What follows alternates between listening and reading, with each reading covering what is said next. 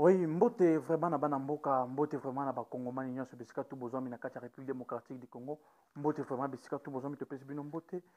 Ezaka oyo ya bino mwana mboka de père et de mère, le mister l'analyste, toujours na kati ya chaîne na bino bapesi biso mikolo oyo 15 minutes de vérité, 15 minutes de vérité topesaka bainformation, bainvestigation, tosalaka baanalyse ya makambo yali koleka na kati ya République démocratique du Congo.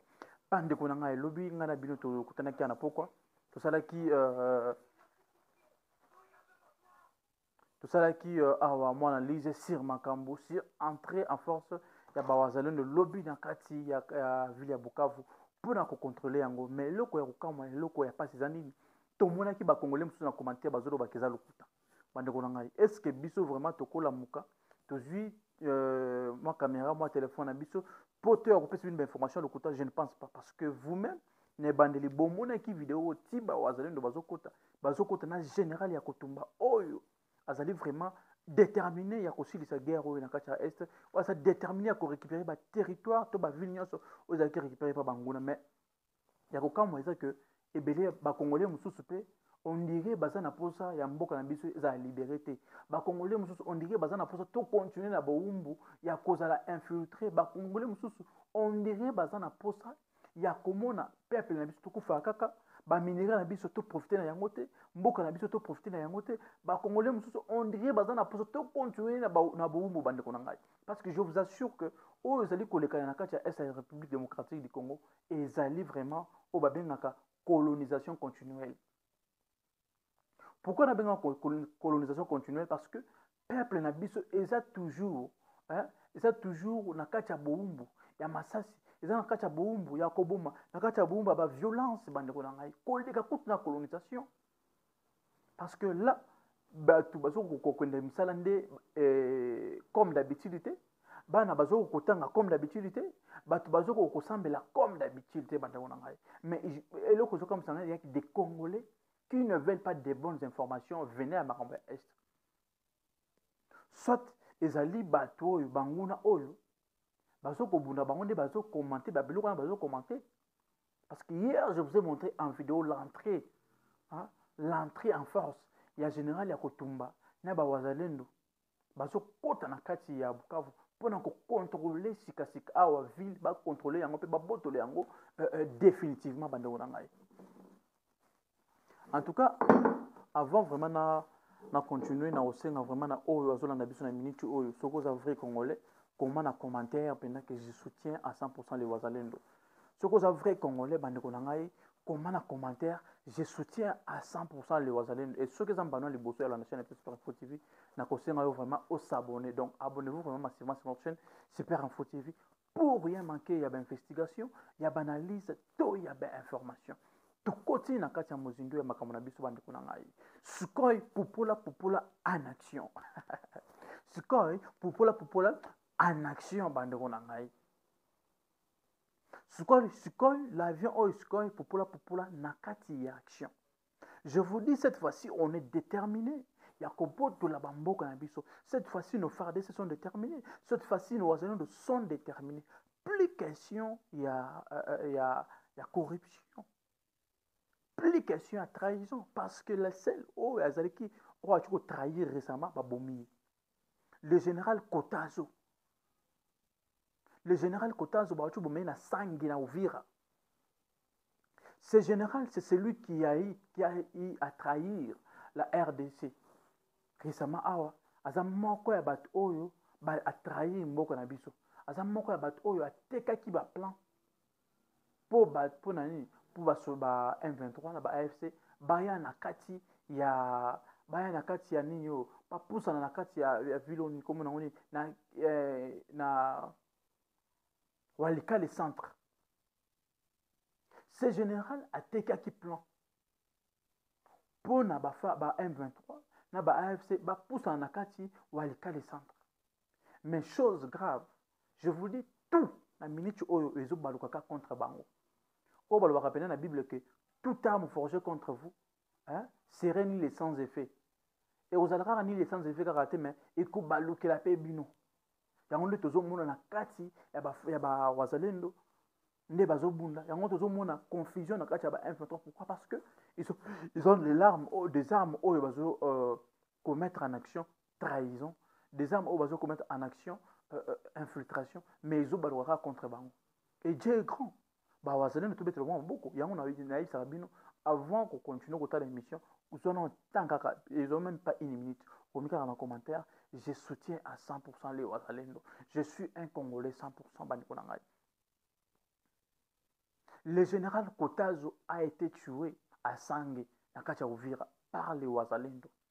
Ce général FARDC a trahir tu as plan pour bakota na walika le centre malheureusement plan nae et balukil contre Yemoko parce que ce plan là c'est ce qui a fait ce que Yemoko a connaître l'Ivoire alinyaki akima bakangi na Uvira azumbuma alali bateau ya tegelaki plan ba poussa na walika le centre ba kutisiko ba wazalendo bien blindé ba wazalendo ba telemi ba faire des bien déterminé ba lobi awa passage ezate mutakoleka awa azate bandeko na ngai abalobi awa mutakoleka azate. Depuis le 15 mars je vous informe makambo ezali ya kobeba bandeko na ngai. Depuis le 15 mars le général Mac Azukai, le général Mac, le colonel s'il vous plaît, le colonel Mac Azukai plutôt a été déclaré le général-major de la 34e bataillon. Depuis Batier colonel Oyo, Mac Azukai, sa première déclaration était quoi? Ce colonel a déclaré que cette guerre ne serait pas facile, mais on va la vaincre. On va la vaincre, s'il vous plaît. Il a déclaré que cette guerre ne serait pas facile, mais on va la vaincre. Et puis à lobby, et le quoi, à lobby qui est sexy, na makasa lobby, guerre où ils ont le droit à match. Match à sur que comme il y a 90 minutes, bah on mène 2-0. Ce qui arbitre n'a pas sifflé que Sili, que désespéré. Voilà, on azul ça va faire des sénateurs, on a dit que guerre où tous ont mené na kati ya est ou République démocratique du Congo, ils ont le droit à match. Ata soki ba bomi, ata soki ba botoli, mais tant que arbitre n'a pas sifflé, coup de sifflet à soukate, to désespéré, coup de sifflet à soukezani, coup de sifflet à soukeza que ba botoli penambo kamobimba, coup de sifflet à soukeza que ba M23 ba botola mboka mobimba, mais tant que coup de sifflet n'a pas salimité, to désespéré. Et puis il a dit, je mets ma vie. Il a juré à lui, je mets ma vie en danger pour mettre fin à cette guerre, pour soutenir, pour me battre pour cette nation qui est la République démocratique du Congo. Et c'est ce qu'il continue de faire. Parce que Walika, le centre, Nagoma, na Minicho, je vous dis bien, ESA à 100% contrôlé par les Waza-Waza. Bukavu, nous n'en parlons pas. Bukavu, n'en parlons pas. Botunaki oh ba avion bosombaki basokoi musana ngoni basokoi ebandi ko popola sikoyo basokoi ebandi ko popola sikoyo. Et puis je vous informe que on a eu un renfort de nos FARDC qui venait de Kisangani. Ba FARDC wa utaki Kisangani ba qui renfort mobimba mobondo penda, ils ont tabassé ba M23 na niveau moko bozo idete. Ils ont tabassé ba M23 na niveau moko bozo idete. Et je vous réinforme encore bino bato bochaki tembe lobby parce qu'il y a des gens dans les commentaires oh eza lokuta ma mobile biso eza lokuta bandeko na ngai ceux qui yo lobi que ça ma lokuta benga bandeko basana Bukavu ba oyebisa yo que la ville de Bukavu est maintenant contrôlée à 90% par les wazalendo. Et pourquoi ne pas dire à 100% parce que c'est eux qui contrôlent tous les points, c'est eux qui contrôlent tous les coins. Ceux qui muto contrôler coin mobimba yo za na kati ya le roi lupango na yo yo lupango ya lwa lupango libanda ya lupango mobimba bazo contrôler yango pa ba criminel na kati ya lupango mobimba ba contrôler bango yango pa ba criminel na ba fenêtre na ba porte bazo contrôler yango pa ba criminel. Mais yo skoza pi yo za na kati ndako ndeko na ngai est-ce que yo lo ba yo contrôler ndako wana ata à 1%, est-ce que yo contrôler ndako wana Parce qu'à tout moment, à tout moment, ils doivent se décider que non, toujours en d'accord. Sans aucun empêchement. Sans aucun empêchement.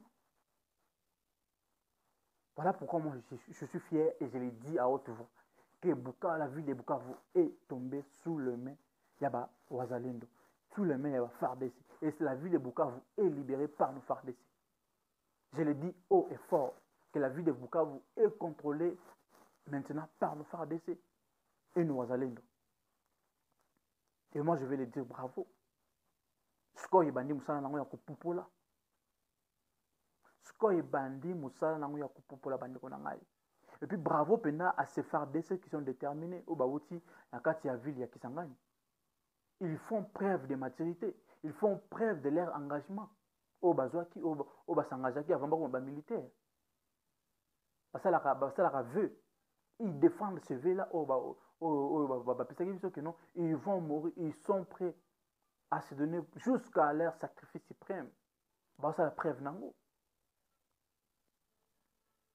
Un général, j'ai donné Segatamara. J'ai donné Segatamara à Azali, chargé à source électronique.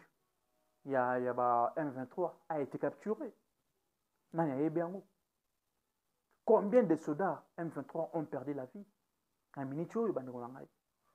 Plus de 300 ont perdu la vie. Voilà pourquoi Baromi commence à se sentir en insécurité. Voilà pourquoi Boulou est côté Libango. Oh, il y a des photos, il y a des mascarades.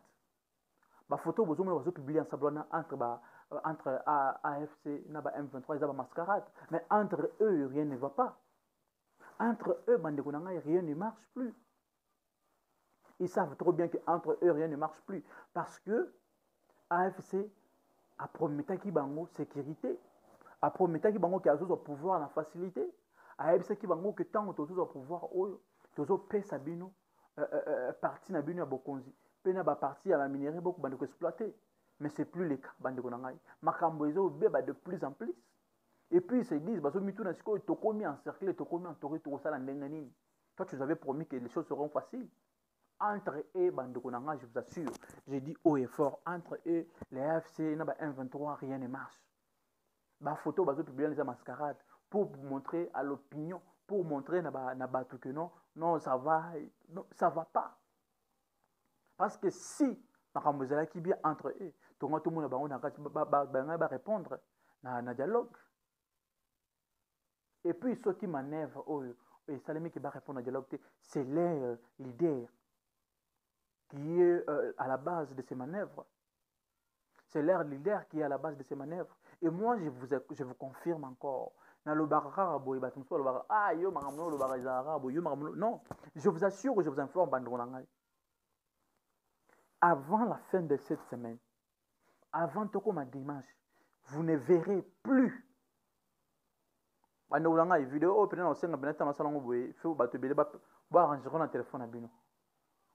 vous enregistrer, vous capturez date, vous capturez convoi chaîne. Vous avez une vidéo, parti au nom parti au nom vous capturez yango, vous enregistrez yango, vous enregistrez convoi chaîne, vous enregistrez date. Et puis on affiche, notre numéro est affiché là-bas, il y a dans la chaîne, sur Bengi, au côté de la chaîne peut avoir Benganga. Analyste, non, moi, pembe boya qui a Bengi plus 243, 82, 83, 79, 729, plus 243, 82, 83, 79, 729. Bobenga, ma date est lundi. De lundi à semaine au côté. Parce que je vous dis, cette semaine ne va pas finir. Cette semaine ne va pas finir. Avant que cette semaine finisse, vous ne verrez aucun M23, ni AFC, ni Nakatia Goma, ni Nakatia Bukavu. Et puis, ça ne serait pas Nanzela et dialogue que ces gens ici vont quitter, mais vous allez pourchasser par nos généraux, par nos vaillants héros, Wazalendo, Naba FARDC. Je vous assure. Ceux qui bango bakolobaki non balongwe parce que l'Union européenne est plus 48 heures et Zalukuta. ils vont se sentir, ils sont déjà en insécurité. Et ils se sentent déjà en insécurité. Et puis moi, je vous assure, j'ai dit et je le répète, à construire cette vidéo, ce qui est simbité beaucoup bien à lundi, BG, peut-être journaliste, non, on a le kuta, on a okosaki biso wana. Alors que lundi, Bukavu na go mais vous allez libérer totalement. Mais si tu go bazakaka. Donc sorti lundi, bon moni bango bande on ngai. Na habité, moi ça sur émission. Je vous assure que Makambo est tellement bien dans mon abisso. Je vous assure que la situation est contrôlée maintenant à 100% par les Ouazalendo et par nos FARDC. Et je vous assure que on a vaincu cette guerre sur tout le plan. Les diplomatique, au niveau. Akenango likolo makasa na ngomba. Politique aboye muto sala ngaka fati béton. Politique aboye muto sala ngaka fati béton. Vraiment to pesi longo nyana ba FARDC na ba Wazalendo oyo baza incorruptible tisikoyo. Oyo bazo défendre vue na bango basalaki. Et puis on vous informe que la ville de Walikale Centre à Goma, le territoire de Walikale Centre à Goma est toujours contrôlé par les Wazalendo de FARDC. Bah repousser tout bango tia. Ils à 25 km, mais ils sont repoussés jusqu'à plus de 50 km. Bah repousser bah M23, AFC n'a plus de 60 km. Est-ce que ils ont bien le côté? Ça vous dit rien, bande de nanga obi bolanda biso. Et c'est venu à télé au que non. Narambo egomo kina usuka. Et c'est venu le côté. Des pertes chaque jour. Et puis je veux vous balancer une vidéo au bon moment nde batika ki ba sunoli ba minduki na bango. Je vous balance une vidéo au moment nde ba M23 ba sundoli ba minduki ba kimi ba pakati ba bango. Je vous balance moi une vidéo, bon la vidéo, bon moment nde ba pakati ba tigina ba minduki. Parce que pour vous êtes sûr que makambo lo beza solo. Il faut tout ça la ndengeni. Il faut nater de espace dans cette émission pour boyoka bo compagnie makambo beza ya solo to ndengeni bandi kuna ngai. Croyez-nous, croyez vraiment en Dieu, croyez en vous, croyez en nos Ouazalendo, croyez en nos FARDC, croyez en notre gouvernement que cette guerre est en train de finir. Cette guerre est sur le rail de finir. Cette guerre tend à sa terminus. Guerre est comme qui n'a sougué Sili. Moi j'ai affirmé que guerre est Sili. Congo n'a pas été indépendant, Congo n'a pas été démocratique, Congo n'a pas été vivre kimia éternel. Loba que baba mamoko nzambuka muto mabeaya pour azong se susu ba contrat na bat oyo car autres subir les ba corps ya ba gouvernement passé autres subir les mincho les ba corps ya ba gouvernement passé mais grâce à Nzambe grâce à détermination ya bana mboka ya mokonzi mboka grâce à l'unité nationale to moke na aussi sakero ceux qui sont banali bosso dans la chaîne de Super Info TV to Sengio abonnez-vous vraiment massivement sur votre chaîne Super Info TV. Vous s'abonner, vous allumez cloche de notification, vous commentez dans les commentaires, je suis Ouazalendo, soit je soutiens à 100% les Ouazalendo. Vous en avez pour sa publicité, vous en avez pour ça aux perceptions d'informations, au bien numéro affiché, plus 243 82 83 79 729, les numéros de chaîne plus 243 82 83 79 729, au Koben Abiso, Toko Yambayo, Malamo, Pe Kitoko.